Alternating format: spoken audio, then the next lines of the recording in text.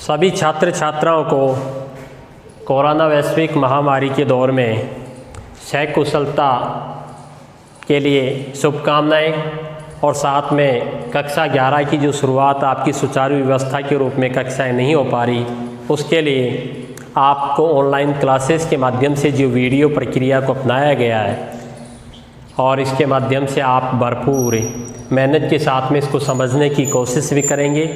और जहाँ तक मैं समझता हूँ सभी अध्यापकों ने अपनी ऑनलाइन क्लासेस के माध्यम से जो वीडियो जारी किए हैं और विषय चुनाव के रूप में अपनी भूमिका का निर्वाह किया है। अब तक आप भी दृढ़ निश्चय हो गए कि आपको कौन सा विषय चुनना है। मैंने पूर्व में भी कहा था कि विषय और मार्ग आपको वही चुनना है जो भविष्य में आपको मंजिल तक ले जाए।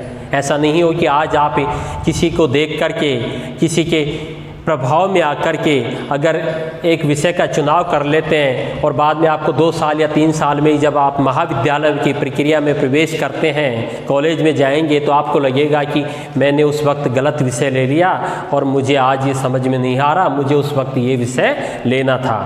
तो ऐसी प्रक्रिया से बचने के लिए आपको इस समस्या से समाधान के लिए आज ही आप अपने विषय का सही चुनाव कर चुके होंगे। और इस दृढ़ विषय के साथ में आज मैं आपको पुनः ऑनलाइन क्लासेज में इतिहास विषय में कक्षा 11 के लिए जो एक नया हमारा जो आज का टॉपिक होगा वो होगा लेखन कला।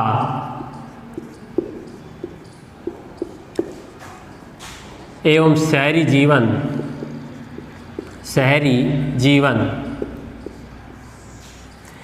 जैसा कि मैं पूर्व में भी बता चुका कि इतिहास में मनुष्य का प्रारंभ किस प्रकार से हुआ, वो कैसे रहता था, क्या खाता था और उसने कैसे भाषा का विकास किया, किस प्रकार से उसने सुचारू जीवन व्यवस्था की प्रक्रिया अपनाई। उसके बाद में हम देखते हैं कि उसने लिखना जो प्रारंभ किया या शहरी जीवन, एक जगह वो रहने की प्रक्रिया थी।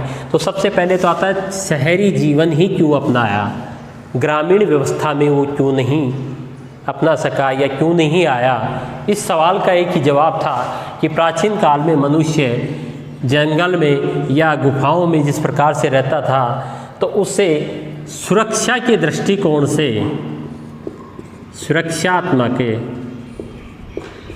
दृष्टिकोण के लिए, अर्थात एक समूह में हमेशा सुरक्षा होती है, क्योंकि जंगली जानवरों से बचने के लिए, एक जगह एक साथ शिकार करने के लिए, एक व्यवस्था में आने के लिए, मिल बैठकर खाना, अपना मन लगना, ये सारी व्यवस्था शहरी जीवन में ही मिलती थी। अतः उसने सुरक्षात्मक दृष्टिकोण से क्या किया, समूह में रहना प्रारंभ कर दिया। इसीलिए शहरी जीवन का प्रारंभ हुआ। क्लियर? अब शहरी जीवन का प्रारंभ हो गया तो निश्चित रूप से लेखन कला का भी प्रारंभ हो गया। कैसे? हम इस बारे में देखते हैं कि अध्ययन करेंगे तो शहरी जीवन की शुरुआत कहाँ से हुई विश्व में सर्वप्रथम, उसके बारे में चर्चा करते हैं तो हम विश्व के मानचित्र के माध्यम से समझ सकते हैं।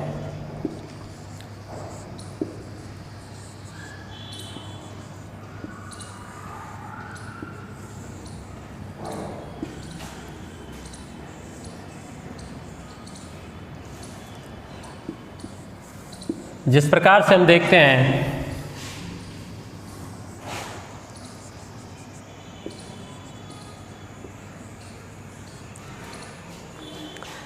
यह अफ्रीका महाद्वीप था,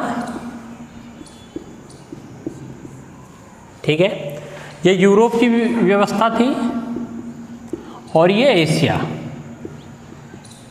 अब बार बार देखते हैं कि मैं इन महाद्वीपों को क्यों नहीं दर्शाता, क्योंकि यदि हम इतिहास के बारे में जानते हैं या देखना चाहेंगे तो 1458 में जब कोलंबस से 1452 में कोलंबस जब अमेरिका गया था और 1458 में वास्को डी गामा भारत गया था, इसकी खोज के बाद में ये पता चला था कि नई दुनिया के नाम से भी कुछ है। इसलिए इसे पूर्व के इतिहास के बारे में कम जानकारी मिलती है। और इसी संदर्भ में अब अफ्रीका, तो सबसे पहले शहरी जीवन की बात कर रहे थे, तो जो आधुनिक इराक का जो क्षेत्र है, यहाँ पे है मेसोपोटामिया।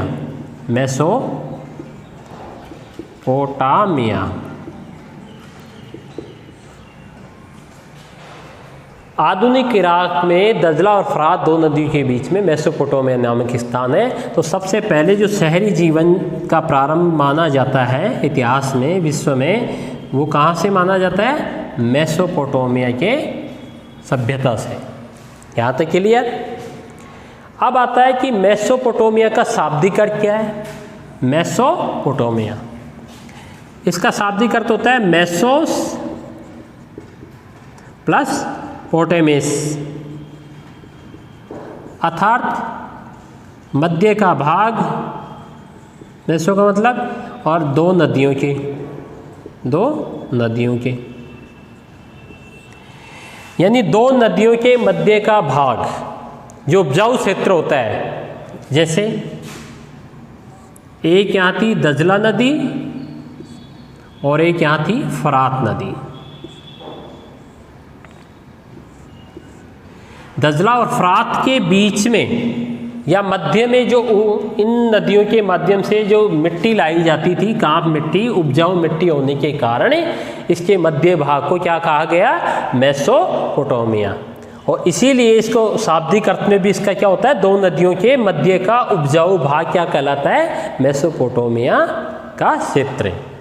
यहाँ तक के लिए अब इस चीज़ के लिए इसकी जानकारी कैसे प्राप्त होती है हमें कि यह मेसोपोटामिया था या शहरी जीवन था, इस प्रकार से रहा। तो उसके पीछे हम देखते हैं कि यहाँ के भवन, लेक, मुद्रा का स्वरूप या अन्य प्रकार के जो अवशेष, इन अवशेषों के माध्यम से जब खुदाई में प्राप्त होते हैं तो प्राचीन काल की खुदाई के अवशेष के बारे में ये इसके प्रारूप का सारा पता चलता है।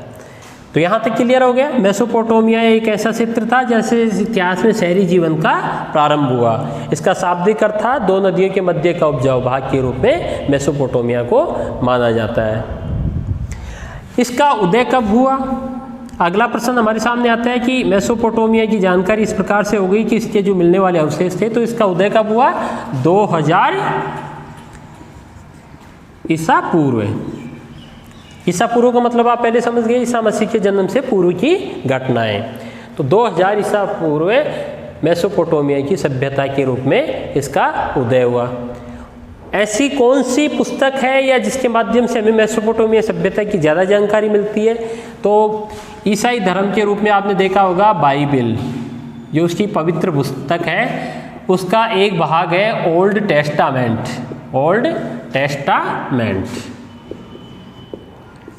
जिसको प्राचीन भाग कहते हैं इसको, यानी इसका पुराना भाग, प्रथम।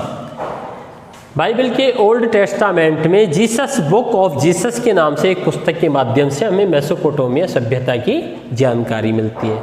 मेसोपोटामिया की आज वर्तमान में लोकेशन कहाँ पे है? आधुनिक ईरान का क्षेत्र है। इराक और ईरान के जो क्षेत्र के लगभग है उसमें दो नदियाँ आज भी दजला फरात नदियाँ पाई जाती हैं, वही मेसोपोटामिया का मेन केंद्र था। मेसोपोटामिया को यदि हम इसकी देखते हैं तो स्थिति, अर्थव्यवस्था के बारे में चलते हैं। सबसे पहले इस सभ्यता को समझने के लिए हम इसकी लेखन कला क्या थी, सामाजिक व्यवस्था क्या थी, धार्मिक व्यवस्था का प्रारूप क्या था, आर्थिक स्थिति कैसी थी या राजनीतिक स्थिति इनकी कैसी थी, ये सारी चीज़ें जानकारी प्राप्त करने से पूर्व हम इसकी थोड़ा सा भौगोलिक स्थिति के साथ में आर्थिक स्थिति की ढांचे की बात करते हैं। अब सर्वप्रथम आर्थिक रूप से यदि हम देखते हैं तो आपने देखा कि दो नदियों के बीच में, यानी दजला और फरात, दो नदियां थी। इन नदियों के बीच में होने के कारण इसमें काफ़ी उपजाऊ क्षेत्र था। तो यहाँ मुख्यतः कृषि व्यवस्था सबसे उन्नत थी। पहला पॉइंट क्या हो गया? कृषि व्यवस्था। कृषि व्यवस्था में बैल, हल आदि के प्रकार से कृषि करते थे और खेती कई बार तो ऐसे होती थी कि नदियों के साथ जो कांप मिट्टी लेकर के आती थी, उस उपजाऊपन में ये बीज को बखेर देते थे और वहाँ पे अच्छी खेती होती थी, जिसके कारण यहाँ पे मुख्य रूप से गेहूँ, जौ, मटर और मसूर, खास करके गेहूँ, जौ, मटर और मसूर, ये 3-4 फसलें यहाँ सबसे ज़्यादा प्रमुख रूप से प्राचीन समय से होते थे। इस सभ्यता के काल से। यहाँ पे पशुपालन की क्या व्यवस्था थी? दूसरा पॉइंट था पशुपालन, कृषि के साथ में। पशुपालन में आपने देखा कि इराक के क्षेत्र में या नदियों के क्षेत्र में बहाव के कारण यहाँ पे बहुत से चारागाह बन जाते थे पहाड़ी के क्षेत्र पे। पहाड़ी का मतलब यहाँ पे इस पे हरियाली और घास फूस होती थी। इस घास की वजह से काफ़ी हरियाली बन जाती थी और घास की वजह से हरियाली बनने के कारण यहाँ पशुपालन में खास करके भेड़ बकरी का प्रचलन अधिक था। नदियों के किनारे ढांचा होने के कारण अनेक प्रकार के पेड़ पौधे भी होते थे, जैसे खजूर रागी। खजूर सबसे ज़्यादा ईरान में उस वक्त भी पाया जाता था और वर्तमान स्थिति में भी खजूर का काफ़ी उत्पादन ईरान के क्षेत्र में देखा जाता है। यहाँ की भौगोलिक स्थिति में खजूर था, रागी थी, अन्य प्रकार के यहाँ पे पेड़ भी होते थे। अब ऐसी व्यवस्था में देखा कि इसका व्यापार वाणिज्य क्या रहा होगा।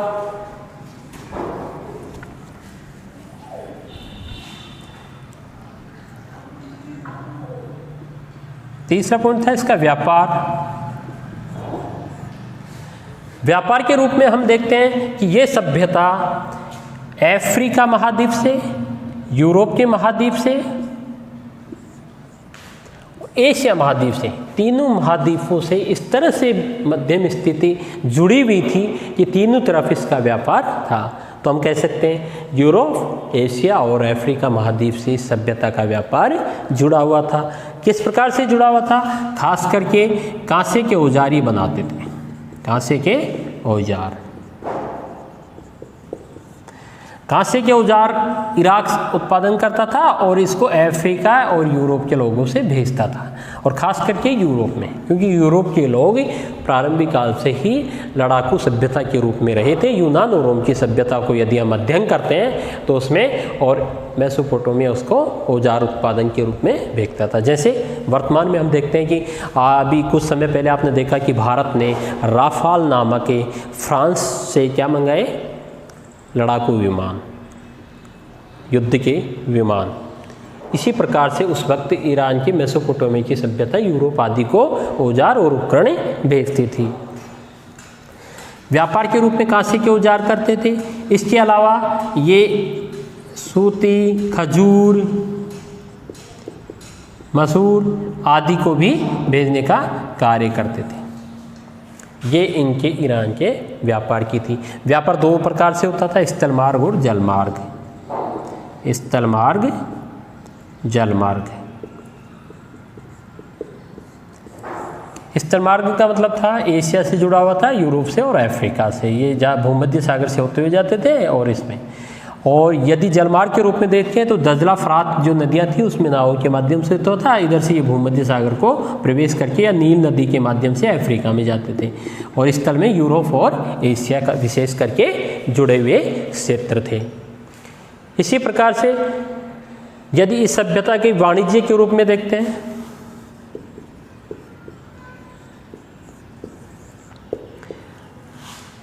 लेखान जो शब्द आता है वो इसके वाणिज्य के साथ ही होता है। व्यापार करने के लिए इन्हें बहुत सी चीज़ों को याद रखने के साथ में संकेत के रूप में एक तत्व के रूप में कुछ लिखते थे, अर्थात उनकी स्लिप काट करके लिखते थे, उनको संकेत बना के। तो ये जो भी सामान भेजते थे उनका एक ब्यौरा होता था, लिस्ट होता था उनकी प्राचीन लिपि के कारण। इस तरह से इसका लेखन का ऐसा लिखा भी विकास कर पाए। बाकी का हमें नेक्स्ट वीडियो में करें अध्ययन।